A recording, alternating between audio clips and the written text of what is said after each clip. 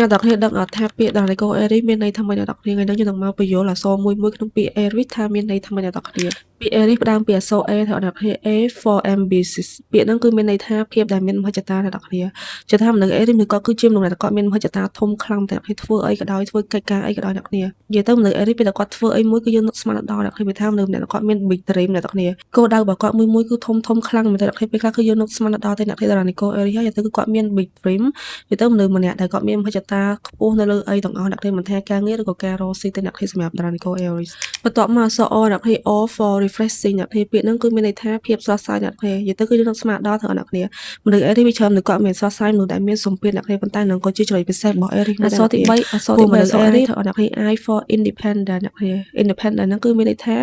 ឯករាជ្យភាពអ្នកគ្នាមនុស្ស Eric នោះគាត់គឺឯករាជ្យខ្លាំងមែនតើអ្នកគ្នាត្រូវការសេរីភាពត្រូវការភាពជាខ្លួនឯងរបស់អ្នកគ្នាមនុស្ស Eric នោះគាត់គឺអត់មានអ្នកគេអាចបញ្ជាគាត់បានអ្នកគ្នាមិនថាគ្រួសារគាត់ដៃគូគាត់ឬក៏ណាគេនោះគាត់គឺត្រូវការអីដែលជាខ្លួនឯង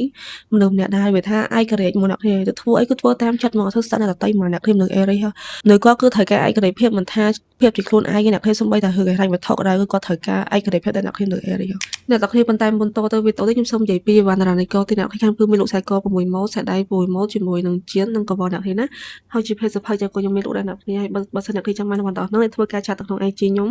Facebook TikTok Telegram អ្នកគ្នាណាសម្រាប់អីវណ្ណរានិកគឺមានច្រើនម៉ូតជាងអ្នកគ្នានិយាយទៅពេលដែលអ្នកគ្នាឆាប់ខ្ញុំក៏ខ្ញុំផ្ញើចំនួនអ្នកគ្នាគឺមានច្រើនចំនួនច្រើនម៉ូតខ្លះអ្នកគ្នាហើយតម្លៃគឺធូរមែនតើអ្នកគ្នា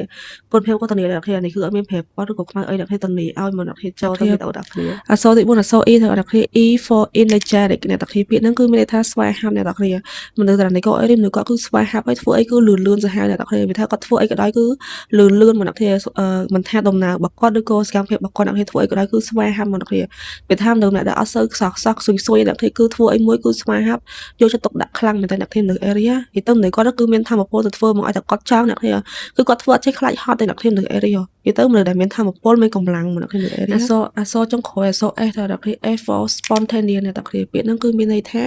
ភាពឯកឯងអ្នកគ្នាពាក្យហ្នឹងគឺមានន័យថាអ្នកគ្នាវាថាមនុស្សម្នាក់ដែលគាត់ធ្វើអីជាខ្លួនឯងវាថាអត់សូវរំពឹងលើណាគេមិនថាទៅលើហេតុរញ្ញវត្ថុក៏ទៅលើជីវិតប្រចាំថ្ងៃឯងគាត់អត់មានត្រូវការឲ្យណាគេមកចិញ្ចឹមបីបាច់គាត់អ្នកគ្នាគាត់អត់ដែលរំពឹងលើណាគេទាំងអស់គាត់ត្រូវការខ្លួនគាត់ហ្នឹងគឺមកចិញ្ចឹមខ្លួនគាត់អ្នកគ្នាមនុស្ស area និយាយទៅអាហ្នឹងក៏ជាចំណុចពិសេសរបស់គាត់ដែរដោយសារតែមនុស្ស area មនុស្សគាត់ទាំងអស់គឺអត់ដែលរំពឹងលើណាគេទេត្រូវការភាពជាខ្លួនឯងធ្វើអីក៏ដោយខ្លួនឯងអ្នកធ្វើដោយម្នាក់ឯងបើចំឲ្យណាគេមកជួយឲ្យមនុស្សគាត់